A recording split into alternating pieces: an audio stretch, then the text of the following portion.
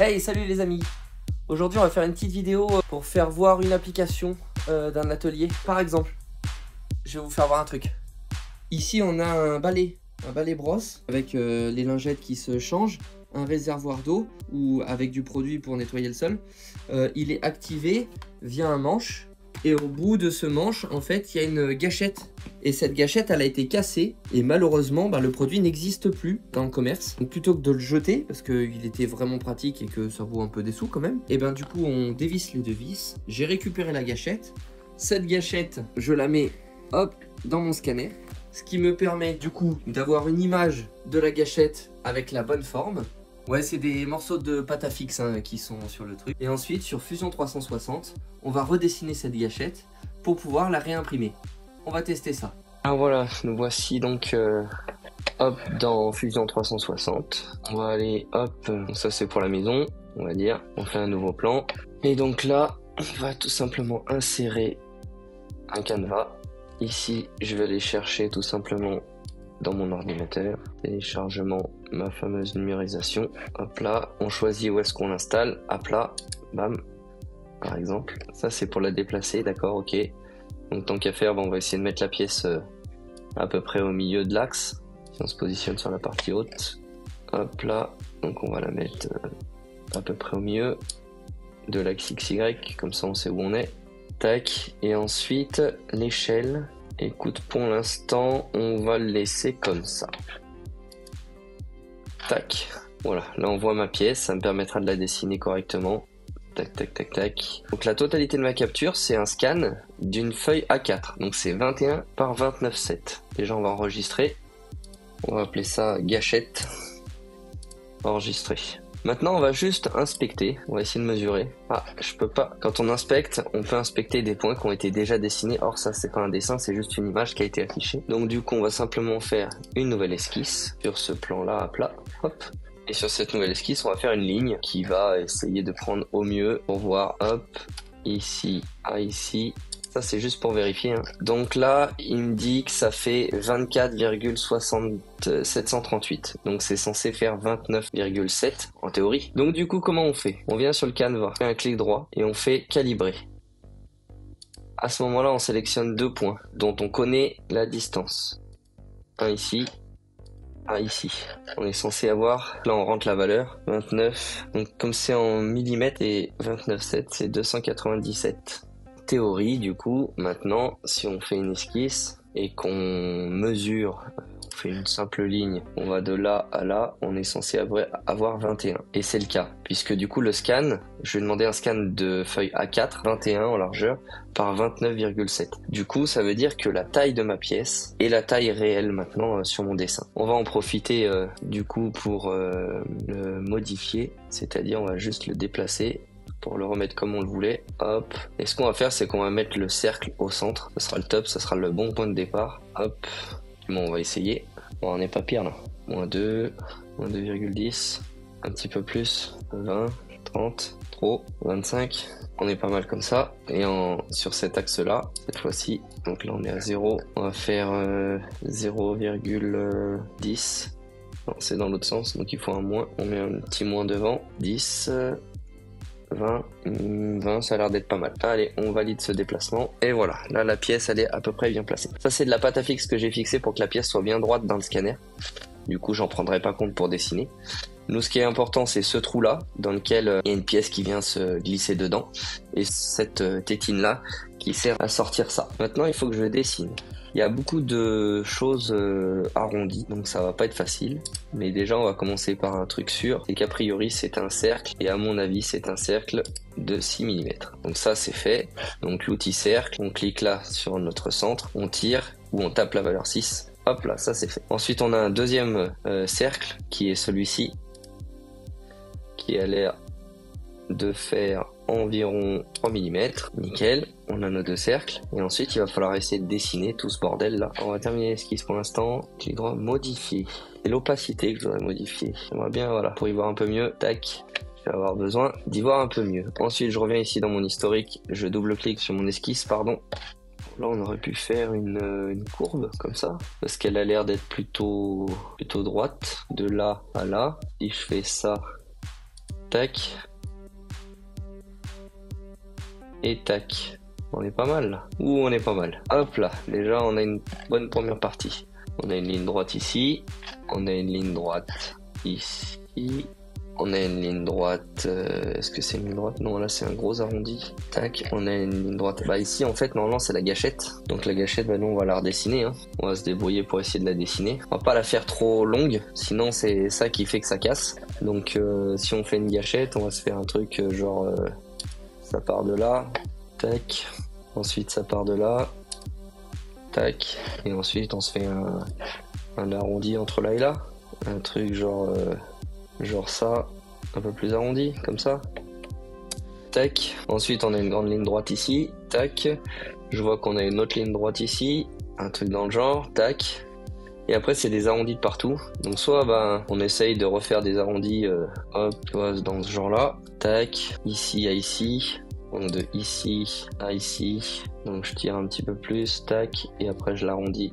Ici, tac, ça me paraît pas mal. Ensuite, de ici à ici. Donc là, j'utilise pas les courbes de Bézier, hein, j'utilise un truc qui fait un arrondi constant. Donc en fait, je me débrouille pour suivre les premiers bords ici, tac, au début, ici, là. Donc du coup, forcément, là, je vais plus loin. Parce qu'en fait, ça, c'est avec un deuxième paramètre, une fois qu'on a cliqué, clac, avec cette flèche-là, on peut radoucir juste le bord. Ce qui fait qu'ici, ça reste épousé comme je l'ai dessiné au départ. Et ça fait que casser la pointe en tirant là-dessus. Ensuite, tac, de ici à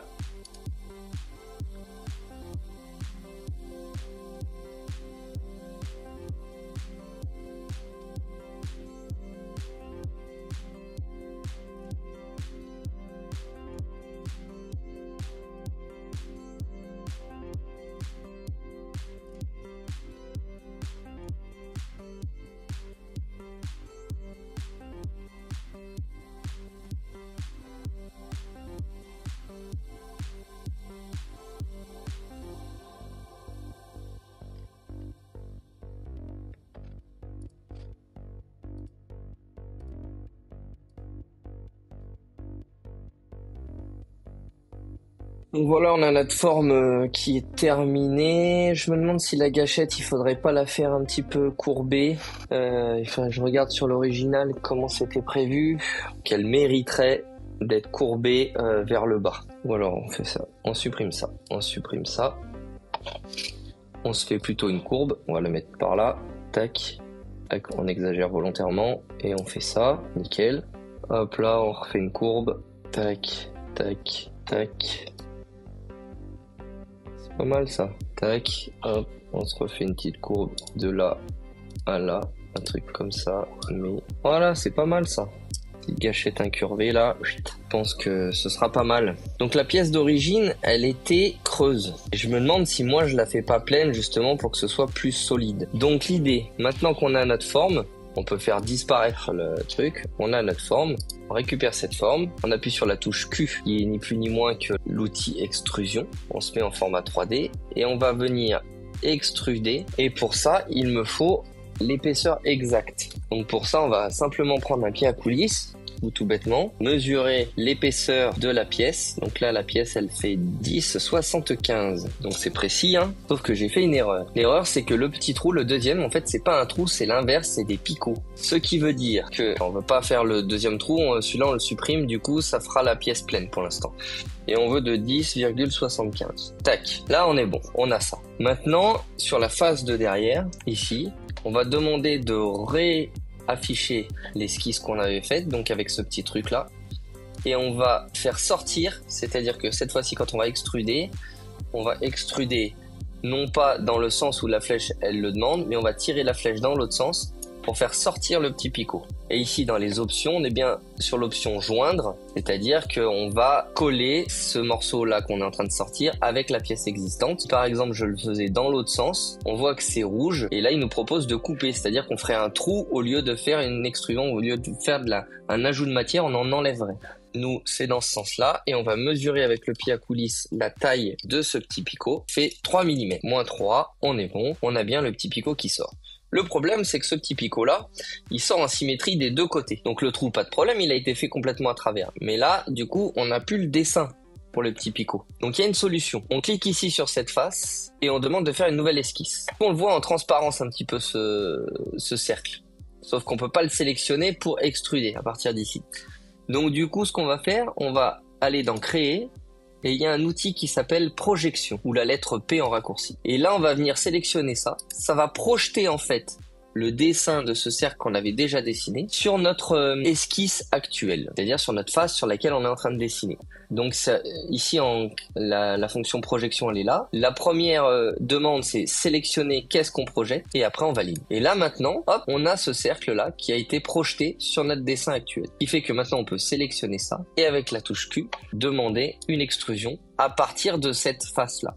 Et on a dit qu'on sortait de 3 mm. Voilà, donc grosso modo on a notre pièce qui pour nous est une pièce pleine, inversement à celle originale, mais ça fera qu'elle est plus solide. La seule différence avec la pièce existante, tout ce côté-là est arrondi sur les bords. Et pour ça, sur Fusion 360, il y a un truc qui s'appelle une fonction qui s'appelle modifier congé. Et on va venir sélectionner les bords qu'on veut modifier. Et on va faire toute la gâchette pour que la gâchette soit agréable.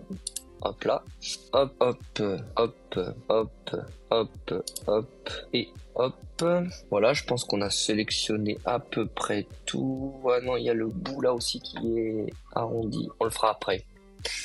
On le fera après. Toute cette face-là, par contre, est plate. Et tout ça aussi. Donc, on va le laisser. Et donc là, il nous demande une valeur.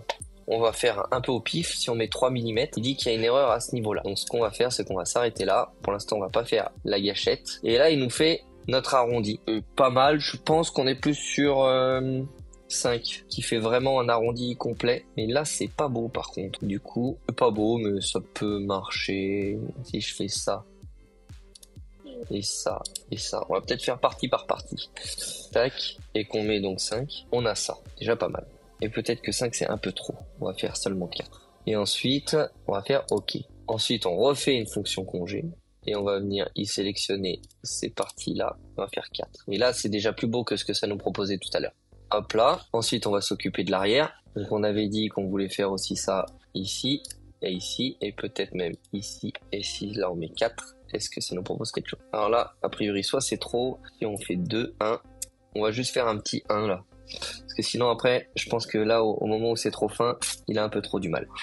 Mais du coup, dans le principe, on a notre gâchette. C'est franchement pas mal. Plus la gâchette est longue, c'est une question de mécanique, plus la gâchette est longue, plus on va y apporter un bras de levier, donc ça sera plus facile à appuyer, mais ça sera aussi plus fragile. Plus la gâchette est courte, moins ça sera fragile, mais ça sera un peu plus dur. D'expérience, avec la pièce cassée, donc quand on avait juste, quand c'était coupé là, elle s'est cassée ici, juste en appuyant ici, d'expérience, on y arrivait déjà. Donc juste cette morceau de petit gâchette, je pense que ça suffira. Voilà. Ma pièce est terminée, on va l'enregistrer, hop là, il n'y a plus qu'à la tester, et pour ça, tout simplement, je vais aller donc dans les corps, corps numéro 1, impression 3D, on va retirer ce que j'étais en train de faire actuellement, hop, c'était d'autres pièces, hop là, on supprime le deuxième plateau, tac, on n'a plus qu'un seul plateau. Et donc cette pièce, on demande à ce qu'elle aille en format STL unité millimètre, affinement haut, donc ça c'est pour avoir les bords les plus précis possibles. Et on envoie ça sur l'application Bamboo Lab, puisque là on va l'imprimer avec la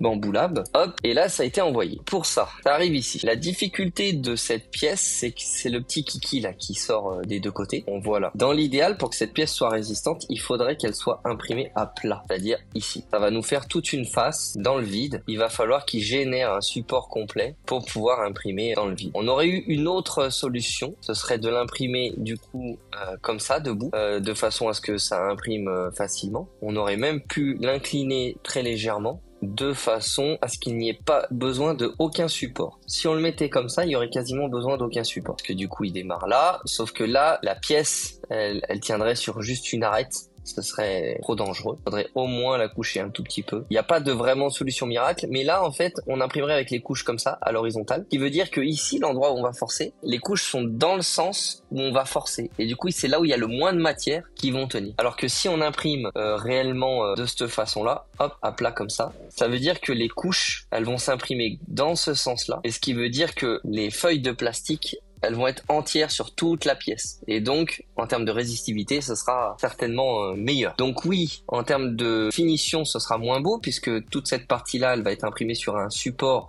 Et on sait très bien que les supports, après, quand ils sont enlevés, ça fait pas un beau truc tout plat. Mais bon, on va le tenter comme ça et on va lui expliquer du coup qu'on veut des supports et on va voir ce qu'il nous propose. Donc cette pièce-là, on va l'imprimer en ASA, donc c'est un matériau encore plus solide que l'ABS. Et donc là, on voit bien qu'il nous fabrique un support en dessous, hop là, et on peut voir donc la chronologie des choses. Donc là, on voit bien, il fait du support partout, sauf le petit rond. Et après, il monte, du support. Ce support-là, c'est juste des zigzags, hein. Donc du coup, au bout d'un moment, il va nous faire, en plus des zigzags, une grille plus serrée pour que le plastique puisse se poser ensuite par-dessus, le vrai plastique, la vraie pièce finale, puisse se poser par-dessus. Ensuite, à l'intérieur, on a un remplissage.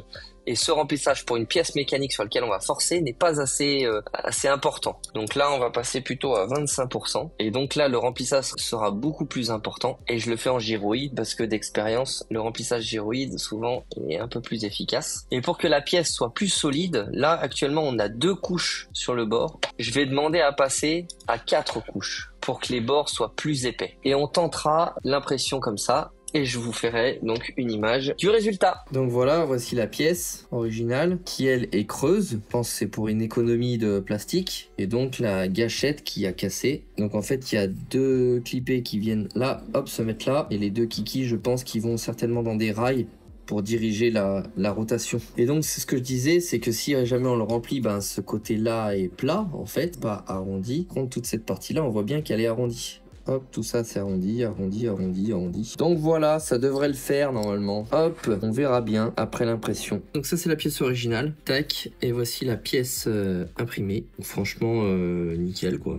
Quand on les met l'une à côté de l'autre, il y a quasiment pas de différence. Donc forcément ce côté-là est moins joli, puisque du coup c'est le côté sur lequel il y avait les supports que j'ai enlevés là, qui sont ici, qui se sont enlevés très facilement sans aucun problème. Et pièces que j'ai déjà insérées pour tester dans le manche et on va voir, ça marche parfaitement. Voilà donc le résultat final, la gâchette mise dans son système et ça fonctionne. Hop, je vais sortir hop l'eau du truc là. Bon, et là il n'y a plus de liquide mais la fonction première est remplie et c'est en ABS donc c'est relativement solide, ça va fonctionner.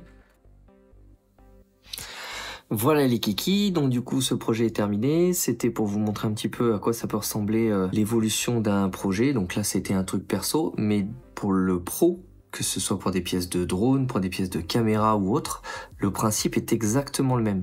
On part d'une problématique, quelque chose qui a été cassé ou quelque chose qu'on a besoin de créer. Des fois, on n'a même pas quelque chose qui existe. On l'invente, tout simplement. On le dessine, on l'imprime, on teste. Si ça fonctionne pas, on retourne sur le logiciel, on redessine, on reteste, et puis ainsi de suite. Allez, à très vite. Ciao!